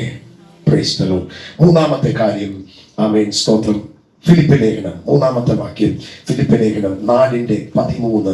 ഇത് എല്ലാവർക്കും പരിചിതമായ വേദഭാഗമാണെങ്കിലും ഞാൻ അതിന്റെ പശ്ചാത്തലത്തിൽ നിന്ന് ഒന്ന് രണ്ട് കാര്യങ്ങൾ വേഗത്തിൽ പറയാം. Philippians chapter 4:13. എന്നെ ശക്തനാക്കുന്നവൻ മുഖാന്തരം ഞാൻ സകലത്തിനും മതിയായവൻ. നമുക്ക് പൊതുവെ വളരെ ഇഷ്ടമുള്ള വാക്യങ്ങളിൽ ഒന്നാണ് ഇത്, അല്ലേ? I can do all things. I can do all things through Christ who strengthens me, or who gives me strength. എന്നെ ശക്തനാക്കുന്ന മുഖാന്തരം ഞാൻ സകലത്തിനും. അപ്പൊ എന്നെ ശക്തനാക്കുന്നവൻ ഒരുവൻ ഉണ്ടെന്നുള്ളതാണ്, ഇല്ലേ? I can do all things through Christ who strengthens me. Who strengthens me. അവൻ എന്നെ ശക്തനാക്കുന്നത്. ഇവിടെ നിങ്ങൾ ഫിലിപ്പ് ലേഖനം പൗലോസ് എഴുതാൻ രണ്ട് കാരണമുണ്ടായിരുന്നു. ഒന്ന്, യേശുക്രിസ്തുവിനെ കുറിച്ചുള്ള ആഴമായ സത്യം ഫിലിപ്പിയൻ ചർച്ചിനെ പഠിപ്പിക്കുക. രണ്ട്, ഈ ഫിലിപ്പിയൻ ചർച്ചുകാര് അദ്ദേഹത്തിന്റെ മിനിസ്ട്രിയെ ഫിനാൻഷ്യലായിട്ട് സപ്പോർട്ട് ചെയ്തു, സാമ്പത്തികമായിട്ട് സഹായിച്ചു. അതിന് ആ കൂട്ടായ്മയ്ക്ക് നന്ദി പറയാൻ കൂടെയാണ് ഇത് എഴുതിയത്. ഇനി ഞാൻ ആ വാക്യം വായിച്ചില്ലേ, അതിന്റെ തൊട്ടു മുമ്പിലത്തെ ഒരു വാക്യം ഒന്ന് വായിച്ചേ. അന്നേരം നിങ്ങൾക്ക് മനസ്സിലാകും എന്താ പൗലോസ് ഉദ്ദേശിച്ചത്. താഴ്ചയിലിരിക്കാനും സമൃദ്ധിയിലിരിക്കാനും എനിക്ക് അറിയാം. നമുക്ക് സമൃദ്ധിയിലിരിക്കാൻ അറിയാം, അത്ര കേസിയുടെ കാര്യമല്ല. താഴ്ചയിലിരിക്കാനും സമൃദ്ധിയിലിരിക്കാനും അറിയാം. അടുത്തത്, തൃപ്തനായിരിക്കുവാനും വിശന്നിരിക്കുവാനും സമൃദ്ധിയിലിരിക്കുവാനും ബുദ്ധിമുട്ട് അനുഭവിക്കുവാനും എല്ലാം ഞാൻ ശീലിച്ചിരിക്കുന്നു. ഇത് 100% കർത്താവിന്റെ വേല നിമിത്തമാണ്. എങ്കിലും നമ്മുടെ എല്ലാവരോടുള്ള ബന്ധത്തിൽ നമുക്ക് ഇതിനകത്ത് ഒരു സന്ദേശം നമുക്ക് മനസ്സിലാക്കാൻ കഴിയും. ഈ 10-ാമത്തെ വാക്യത്തിൽ കണ്ടുവാൻ, നിങ്ങൾ എന്നെയും എനിക്ക് വേണ്ടി നിങ്ങൾ പിന്നെയും എനിക്ക് വേണ്ടി വിചാരിക്കുവാൻ തുടങ്ങിയതിനാൽ ഞാൻ കർത്താവിൽ, അതായത് ഇദ്ദേഹം വളരെ പ്രയാസത്തിലൂടെ കടന്നു പോകുമ്പോൾ ഈ ഫിലിപ്പിയൻ ചർച്ച് അദ്ദേഹത്തെ ഫിനാൻഷ്യലി സഹായിച്ചു. അവർ ഇദ്ദേഹത്തെ ഓർത്തു, ഇദ്ദേഹത്തിന് സഹായം നൽകി. പിന്നെ മുമ്പേ തന്നെ നിങ്ങൾക്ക് വിചാരമുണ്ടായിരുന്നു, എന്നെ സഹായിക്കണമെന്ന് എനിക്ക് ആഗ്രഹം ഉണ്ടായിരുന്നു, പക്ഷെ എങ്കിലും ഒന്നും കിട്ടിയില്ല, അവസരം കിട്ടിയില്ല. ഇനി അതുകൊണ്ട് പുള്ളി പറഞ്ഞാണ്, നിങ്ങൾ എന്നെ സഹായിച്ചില്ല, അല്ലെങ്കിൽ നിങ്ങൾക്ക് അവസരം കിട്ടിയില്ല എന്ന് കണ്ട് എനിക്കൊന്നിനും കുറവുണ്ടായിട്ടില്ല. ആ സമയത്തും എന്നെ ശക്തനാക്കുന്നവൻ. നമ്മളെല്ലാവരും മാനസികമായിട്ട് ദൈവം നമ്മളെ ഒരു സൊസൈറ്റിയിലാണ് ആക്കിയത്. സോഷ്യൽ ബീയിങ് നമ്മൾ. നമുക്ക് ആർക്കും ഒറ്റയ്ക്ക് ജീവിക്കാൻ പറ്റത്തില്ല. എത്ര കാശുണ്ടായാലും പറ്റും. ഇവിടെയാണ് സാധാരണയായിട്ട് നമുക്ക് മാനസികമായ ഹെൽപ്പ് വേണ്ടി വരുന്നത്. എല്ലാവർക്കും one way or the other way help വേണം. ഹെൽപ്പ് എന്ന് പറഞ്ഞാൽ പൈസയുടെ ഹെൽപ്പിനെ കുറിച്ചല്ല ഞാൻ പറയുന്നത്. അതിന് തെളിവ് എന്താണെന്നറിയാമോ? ഈ ഞാൻ എൻ്റെ കണ്ണ് പർവ്വതങ്ങളിലേക്ക് ഉയർത്തുന്നു, എനിക്ക് സഹായം എവിടെ നിന്ന്? എന്നിട്ട് തൊട്ടടുത്ത വാക്യം എന്താണെന്നറിയാം? എനിക്ക് സഹായം ആകാശത്തെയും ഭൂമിയെയും സൃഷ്ടിച്ച ഈ ദൈവത്തിൽ നിന്ന് വരുന്നു എന്ന് പറഞ്ഞാൽ മനസ്സിലാകുമായിരുന്നു. പക്ഷെ അദ്ദേഹം പറഞ്ഞതെന്നറിയോ? എനിക്ക് സഹായം എവിടെ നിന്ന് വരുന്നു? എനിക്ക് സഹായം ആകാശത്തെയും ഭൂമിയെയും ഉണ്ടാക്കിയ. ഇവിടെ രണ്ട് കാര്യങ്ങൾ പഠിക്കണം. ഒന്ന്, ഡിപ്പെൻഡൻസ് ആണ്, ആശ്രയം യഹോവയിലാണ്. പക്ഷേ ദൈവത്തിന്റെ ആശ്രയത്തിൽ നിന്ന് ദൈവത്തിന്റെ സഹായം മിക്കവാറും വരുന്നത് നമ്മുടെ ഇന്റർഡിപ്പെൻഡൻസിൽ നിന്നാണ്. ഇന്റർഡിപ്പെൻഡൻസ് മനസ്സിലായോ? ഡിപ്പെൻഡൻസ് ആരുമായിട്ടായിരിക്കണം? എപ്പോഴും ദൈവത്തിന്. പക്ഷെ ഇന്റർഡിപ്പെൻഡൻസിന് ഭയങ്കര ദൈവം വെച്ചിട്ടുള്ള ഒരു കാര്യമാണ്. ഉദാഹരണം ഞാൻ പറയാം. ഈ വളരെ അത്ഭുതാവഹമായ അത്ഭുതങ്ങൾ ബൈബിളിലുള്ളത് ചിലർ പറയാം. ഒന്ന്, മന്ന വീണത്, ഇല്ലേ? പിന്നെ കാടപ്പക്ഷി വീണത്. പിന്നെ ഫിലിപ്പോസിനെ ഒരു സ്ഥലത്ത് നിന്ന് ഈ മന്ന വീട് 40 വർഷം നടന്നു, 40 വർഷം റെഗുലറായിട്ട് നടന്നു. ഈ ഷണ്ണനെയല്ല, ഷണ്ണൻ സന്തോഷത്തോടെ പോയി ഫിലിപ്പോസിനെ എടുത്തുകൊണ്ടുപോയി. അത് അധിക സ്ഥലങ്ങളിൽ നമ്മൾ കാണുന്ന കാര്യം അല്ല, അല്ലേ? ഇനി ബാക്കി എല്ലായിടത്തും ദൈവത്തിന്റെ പോഷണം അല്ലെങ്കിൽ ഫീഡിങ് നടന്നത് എങ്ങനെയാണെന്നറിയോ? എപ്പോഴും വേറൊരു മീൻസിൽ കൂടെ അല്ലേ? ആണോ അല്ലേ? ഉദാഹരണം പറയാം, ഏലിയാവ് എങ്ങനെ ആഹാരം കഴിച്ച്? കാക്കയെ കൊടുത്ത. അപ്പൊ ഒരു കാക്ക വേണമായിരുന്നോ? ഇനി കാക്ക മാത്രം മതിയോ? എവിടോ അപ്പം ഉണ്ടാകണ്ടേ? ഇന്ന് വലിയൊരു മിസ്റ്ററിയാണ് ഇവരെവിടുന്നാണ്, ഈ കാക്കകൾ എവിടുന്നാണ് ഈ ഫുഡ്? വല്ലപ്പോഴും ഒക്കെ കാക്കയ്ക്ക് ആഹാരം കിട്ടി. റെഗുലറായിട്ട് കാക്കയ്ക്ക് ആഹാരം കൊടുക്കുന്ന ആരും ഉള്ളൂ? എന്നും എന്നാ വാവാണോ കാക്കയ്ക്ക് ആഹാരം കിട്ടാൻ? അല്ല, അതൊരു മിസ്റ്ററിയാ. പക്ഷേ ഗോഡ് യൂസ്ഡ് റാവൻസ്. 5 അപ്പം കൊണ്ട് 5000 പേരെ പോഷിപ്പിച്ചത് മേളിൽ നിന്ന് പെയ്യട്ടെന്ന് പറഞ്ഞാണോ? അല്ല, പാലകനെ കൊണ്ടാണ്. സാരാഫത്തിൽ ഏലിയാവ് പോഷിക്കപ്പെട്ടത് എങ്ങനെ? വിധവയെ കൊണ്ട്. ഇനി അതിൻ്റെ അകത്തൊക്കെ അത്ഭുതമാണ്. വിധവയെ കൊണ്ട്. ആ വിധവയുടെ കാര്യമാണ് അങ്ങേയറ്റത്തെ കഷ്ടം. അവര് പറഞ്ഞത് ഞങ്ങൾക്ക് ഇച്ചിരി ഉണ്ട്, അത് കഴിച്ചിട്ട് എന്തിനാ? സത്യത്തിൽ ഇവർക്ക് മരിക്കാൻ ആഗ്രഹമില്ലല്ലോ. മരിക്കാൻ ആഗ്രഹമുള്ളവർ പിന്നെ അവസാനം ഒന്നുകൂടെ കഴിക്കണം. സത്യത്തിൽ മരിക്കാൻ ആഗ്രഹമുള്ള തലേദിവസം വൈകിട്ട് ബിരിയാണി വേണമെന്ന് ചോദിച്ചാൽ പുള്ളി പറയും എനിക്ക് ബിരിയാണി വേണ്ട. എന്നാൽ ഫിലിം സിറ്റി കൊണ്ട് കാണിക്കട്ടെ എന്ന് ചോദിച്ചാൽ വേണ്ടെന്ന് പറയും. ഒറ്റ കാര്യം പുള്ളിക്ക് ആഗ്രഹമുള്ളൂ, എനിക്ക് ഇങ്ങനെ ജീവിച്ചാൽ മതി. ഞാനതാ എപ്പോഴോ പറഞ്ഞത്, മരിക്കാൻ ആഗ്രഹമുള്ളവർക്കൊന്നും മരിക്കാനുണ്ടായിട്ട് പറയുന്നതല്ലേ, പിന്നെ അങ്ങ് പറയുന്നതല്ലേ സത്യത്തിൽ. അപ്പോൾ ഉണ്ടായി.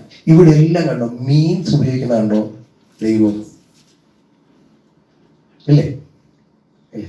പക്ഷെ ദൈവം ആഗ്രഹിക്കുന്നത് അതുകൊണ്ടാണ് പറഞ്ഞത് ആകാശത്തെയും ഭൂമിയെയും ഉണ്ടാക്കിയ യഹോവ. അതായത് യഹോവ ദൈവം നമ്മളെ ഹെൽപ്പ് ചെയ്യുന്നത് സ്തോത്രം. ഇതിന്റെ മഹത്വം നമ്മുടെ ദൈവത്തിനെ കൊടുക്കാവൂ.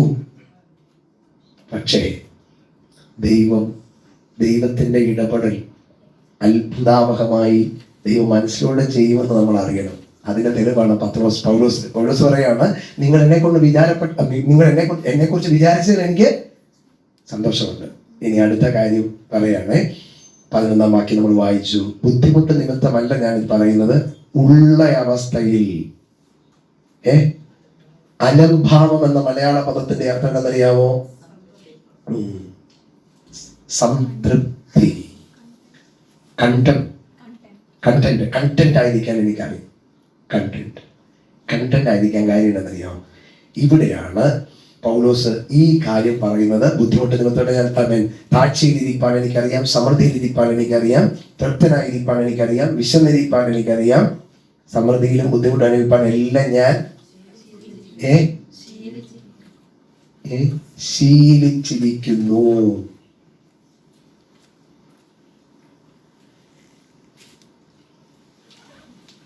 I have learned the secret of content. ഞാൻ ഇതിന്റെ സീക്രട്ട് ഞാൻ പഠിച്ചെന്നറിയോ? തൃപ്തനായിരിക്കുന്നതിന്റെ സീക്രട്ട് ഞാൻ പഠിച്ചത്. തൃപ്തനായിരിക്കുന്നതിന്റെ സീക്രട്ട് എന്നാണെന്നറിയോ? 13-ാം വാക്യത്തിൽ പൗലോസ് പറയുന്നു, എന്നെ ശക്തനാക്കുന്നവൻ. ഇന്ന് പകലിൽ പുതിയ നിയമത്തിന്റെ അത്ഭുതാവഹമായ സന്ദേശങ്ങളിലൊന്ന്, നമ്മുടെ ജീവിതാനുഭവങ്ങളിൽ നമ്മളെ തൃപ്തിപ്പെടുത്തുന്ന, അല്ലെങ്കിൽ ഞാൻ ശീലിച്ചിരിക്കുന്ന മലയാളത്തിൽ എഴുതിയിരിക്കുന്ന, അതിന്റെ അർത്ഥം ഐ ഹാവ് ലേൺഡ്, ഞാൻ പഠിച്ചിരിക്കുന്നു. അവൻ എന്ത് പഠിച്ചു? ഞാനൊരു മർമ്മം പഠിച്ചു. അതിതാണ്, എന്നെ ശക്തനാക്കുന്നവൻ മുഖാന്തരം ഞാൻ സകലത്തിനും മതിയായവൻ ആകുന്നു. ഇന്ന് പകലിൽ ഒന്ന്, അവൻ മഹത്വത്തിന്റെ പ്രത്യാശയെ ക്രിസ്തു നമ്മളിരിക്കുന്നു. 2, അവൻ ക്രിസ്തുവിന്റെ ക്രിസ്തു എന്ന ആ പ്രതിമയെ പോലെ നമ്മൾ രൂപാന്തരപ്പെട്ടുകൊണ്ടിരിക്കുന്നു. 3, we have an inspiring power, നമ്മളെ ശക്തീകരിക്കുന്ന, നമ്മളെ ബലപ്പെടുത്തുന്ന എന്നുണ്ട്. ക്രിസ്തുവിന്റെ ശക്തിയുണ്ട്. എന്നെ ശക്തനാക്കുന്നവൻ മുഖാന്തരം ഞാൻ സകലത്തിനും മതിയായവൻ ആകുന്നു. ഇന്ന് പകലിൽ ആമേൻ സ്തോത്രം. മറ്റ് 2 വാക്യങ്ങളുണ്ട്, അത് ഞാൻ പിന്നെ അദ്ദേഹത്തിൽ ഞാൻ പങ്കുവെച്ചു കൊള്ളുക. ഇന്ന് പകലിൽ ഈ 3 വചന സത്യങ്ങളെ നമ്മുടെ ആത്മാവിൽ നമുക്കൊന്ന് ഏറ്റെടുത്തുകൊണ്ട് ദൈവസന്നിധി നമുക്ക് പ്രാർത്ഥിക്കാം. എല്ലാവരും ഒരു നിമിഷം നിങ്ങളുടെ ഹൃദയങ്ങളെ ദൈവസന്നിധിയിൽ അടച്ചു ഈ 3 കാര്യങ്ങൾ ഹൃദയത്തിൽ ദൈവസന്നിധിയിൽ നമ്മുടെ സാഹചര്യത്തെക്കാൾ, ചുറ്റുപാടുകളെക്കാൾ, നമ്മൾ നമ്മളെ നോക്കുന്നതിനേക്കാൾ ദൈവം മുഖത്തേക്ക് നോക്കി ദൈവവിശ്വാസത്താൽ ആമേൻ മഹത്വത്തിന് പ്രത്യാശ ക്രിസ്തു എന്നിലിരിക്കുന്നു. സ്തോത്രം.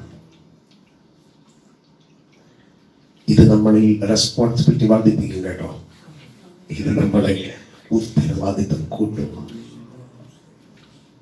2, ഞാൻ യേശുവിനെ പോലെ തേജസ്സിന്മേൽ തേജസ് പ്രാപിച്ച് അതേ പ്രതിമയായി രൂപാന്തരപ്പെടുന്നു. ദൈവത്തിന്റെ ചില അത്ഭുതാവഹമായ മാറ്റത്തെക്കുറിച്ച് ഇന്ന് പകലിൽ ദൈവത്തിന് സ്തോത്രം പറയാൻ തയ്യാറാകണം. നമ്മൾ ജനിച്ച നാൾ മുതൽ പാലും ഭക്ഷണവും ഒക്കെ കഴിച്ച് വളരുകയായിരുന്നു. പക്ഷേ നമ്മൾ ഇന്നും ആഹാരം കഴിച്ച് നമ്മുടെ ശരീരം പ്രായമാകാനാണോ? പക്ഷെ പ്രായമാകുന്നുണ്ടല്ലോ. നമ്മുടെ ശരീരം ക്ഷീണിക്കാനാണോ? പക്ഷേ വളർന്നു വരും തോറും, പ്രായമാകും തോറും ഒരു ക്ഷീണങ്ങൾ വരാറില്ലേ? അപ്പോൾ നമ്മൾ പ്രതീക്ഷിക്കാത്ത ഒരു ശരീരത്തിന്റെ മാറ്റം സംഭവിക്കുന്നെങ്കിൽ ഇന്നിപ്പോൾ ഞാൻ ആത്മീയമായിട്ട് പറയാം, നമ്മൾ പോലും പ്രതീക്ഷിക്കാത്ത അത്ഭുതാവഹമായ മാറ്റം ദൈവവചനത്തിന്റെ ശക്തിയാണ് നമ്മളിൽ സംഭവിക്കുന്നത് പറഞ്ഞ് വിശ്വസിക്കാൻ എത്ര പേര് തയ്യാറാണ്? ഹല്ലേലൂയ. പൗലോസ് പഠിച്ച സീക്രട്ട് പൗലോസ് സ്വീകരിച്ചതറിയാം. യെസ്, എന്നെ അനേക പണിനിലകളിൽ എനിക്ക് ദൈവത്തിന്റെ പ്രവൃത്തികൾ ഞാൻ കണ്ടിട്ടുണ്ട്, ദൈവിക ഇടപെടൽ കണ്ടിട്ടുണ്ട്. പക്ഷേ ഞാൻ അതിനൊന്നും ഗ്ലോറി കൊടുക്കാതെ, അതിനൊന്നും മഹത്വം കൊടുക്കാതെ ഇന്ന് പകൽ പൗലോസ് നമ്മോട് ചേർന്ന് പറയും, എന്നെ ശക്തനാക്കുന്നവൻ മുഖാന്തരം ഞാൻ സകലത്തിനും മതിയായവനാകുന്നു. ദൈവം നമ്മളെ മറ്റുള്ളവർക്ക് വേണ്ടി ഒരു മീൻസ് ആയിട്ട്, ഒരു ഉപകരണമായിട്ട് നമ്മളെ ഉപയോഗിക്കും. No doubt about it. ആമേൻ, സ്തോത്രം. പക്ഷേ ആമേൻ, മറ്റുള്ളവരെ നമുക്ക് ദൈവം ഒരു അനുഗ്രഹമായിട്ട് ഉപയോഗിക്കും. അതിനും ആമേൻ ഇതൊന്നും ആമേൻ തടസ്സങ്ങൾ ഇല്ല. പക്ഷേ അതിൻ്റെയൊക്കെ സോഴ്സ് കർത്താവാണ്. കാക്ക ഒരിക്കലും ഏലിയാവിനോട് പറഞ്ഞിട്ടില്ല ഇതെവിടുന്ന കൊത്തിക്കൊണ്ടുവന്നത്. പക്ഷെ ഏലിയാവിനറിയാം, ആമേൻ, ഇതിന്റെ ഓപ്ഷൻ, ഇതിന്റെ ആരംഭം ദൈവത്തിൽ നിന്നാണ്. ഇത് ദൈവമാണ് എന്നോട് കൽപ്പിച്ചത്. ഞാൻ ആമേൻ എന്നോട് മാത്രമല്ല, അവിടെ വൈകിട്ട് പറഞ്ഞിട്ടുണ്ട്, കാക്കയോട് ഞാൻ കൽപ്പിച്ചിരിക്കുന്നു. ഏലിയാവെ, നിന്നോട് മാത്രമല്ല കൽപ്പിച്ചിട്ടുള്ളത്, കെരീത്തോട്ടിനരികെ പോയിരിക്കാൻ നിന്നോട് പറഞ്ഞ അതേ ദൈവം കാക്കയോട് പറഞ്ഞു, എന്റെ ഭക്തന്. ഓ, സ്തോത്രം, സ്തോത്രം, സ്തോത്രം, സ്തോത്രം, സ്തോത്രം, സ്തോത്രം. പകലിൽ ആമേൻ ദൈവവചനത്തിന്റെ ശക്തി നമ്മളിൽ ആമേൻ സ്തോത്രം ഇറങ്ങേണ്ടതിന്, പരിവർത്തിക്കേണ്ടത് നമുക്ക് വിശ്വസിക്കാം. ദൈവജനത്തെ വിശ്വസിക്കാം, ദൈവജനത്തെ വിശ്വസിക്കാം. ആമേൻ, സ്തോത്രം.